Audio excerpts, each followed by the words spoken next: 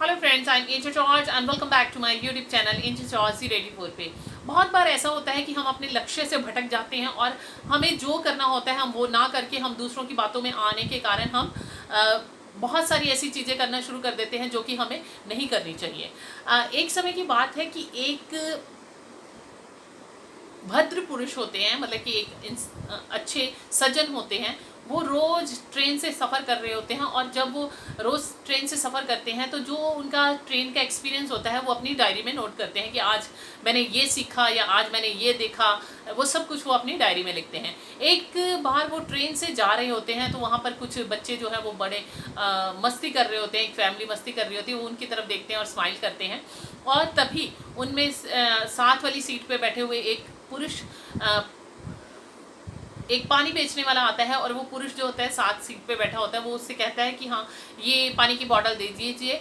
तो वो उससे कहता है कि 20 रुपये की। तो वो कहता है कि हाँ 15 रुपये में देगा। और वो जो पानी बेचने वाला लड़का होता है वो स्माइल करके आगे चला जाता है।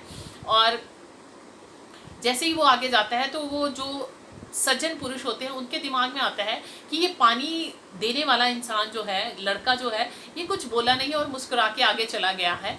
तो वो बड़ी उसको जिज्ञासा होती है कि क्या ये हंस के क्यों गया, उसने कोई जवाब क्यों नहीं दिया। तो तभी वो उसके पीछे जाते हैं और वो पानी बेचने वाले लड़के से पूछते हैं कि आपसे जब उसने बोला कि ये 15 रुपये की दे दो तो आपने उससे ये क्यों नहीं कहा कि हाँ कि 15 रुपये में नहीं आती है। आप स्माइल करके और आगे चले गए। तो तब वो लड़का उनसे कहने लगा कि अगर उस बंदे को प्यास लगी होती तो वो मेरे से पहले पानी पकड़ता और पीता और बाद में मुझे पैसे के लिए पूछता, लेकिन उसने पैसे के लिए पहले पूछा। इट मीन्स कि उसे पानी चाहिए ही नहीं था और उसे प्यास लगी नहीं थी। तो तब वो जो सज्जन पुरुष थे वो जब अपने घर पहुंचते हैं तो अपनी डायरी में बहुत कुछ लिखते हैं कि हाँ कि अगर हमें, मतलब कि लक्ष्य के बारे में पता होता है कि हाँ हमने, अगर हमें हमारी चाहत क्या होती है हमें पता होता है तो हम उस चाहत को लेने के लिए हम कुछ भी करना चाहते हैं। जैसे कि अगर उसको प्यास लगी होती और तो वो 20 रुपये देने के लिए भी तैयार हो जाता, लेकिन उसको प्यास ही नहीं लगी थी तो इसलिए उसने 20 रुपये भी नहीं देके बल्कि उसके साथ इंटरटेनमेंट करने के लिए मजाक से उसे कहने लगा कि हाँ 15 रुपये में देना है तो दे दे।